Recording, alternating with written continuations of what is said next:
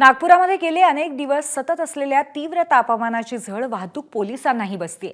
गेल्या आठवड्यामध्ये अनेक पोलीस आजारी पडले, त्यामुळे यंदा पोलीस रुग्णालयामध्ये शीतकक्षासह विशेष तयारी करण्यात आली आहे।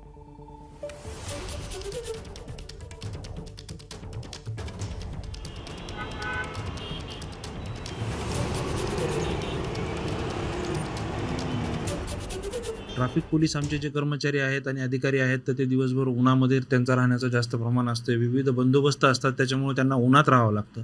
तर नेहमीप्रमाणेच यावेळेस सुद्धा काही असे आम्हाला उष्माघातामुळे डिहायड्रेशनचे पेशंट, त्याबरोबरच काही असे आम्हाला रुग्ण बघण्यात आलेले आहेत की ज्यांना बाहेरचं पाणी वगैरे दूषित पिल्यामुळे उन्हाळ्याच्या दिवसामध्ये सहसा पाणी जिथं मिळेल तिथं माणूस पिण्याचा प्रयत्न करतो, असे सुद्धा रुग्ण आम्हाला पाहायला मिळालेले आहेत। आता सध्या सुरुवात झालेली आहे, तर जवळपास एक 20 ते 25 रुग्ण आपल्याकडं आपण नोंदणीकृत केलेले आहेत आणि त्यामुळे आम्ही आमच्या पोलीस रुग्णालय नागपूर येथे उष्माघात कक्ष सुद्धा सुरू केलेला आहे।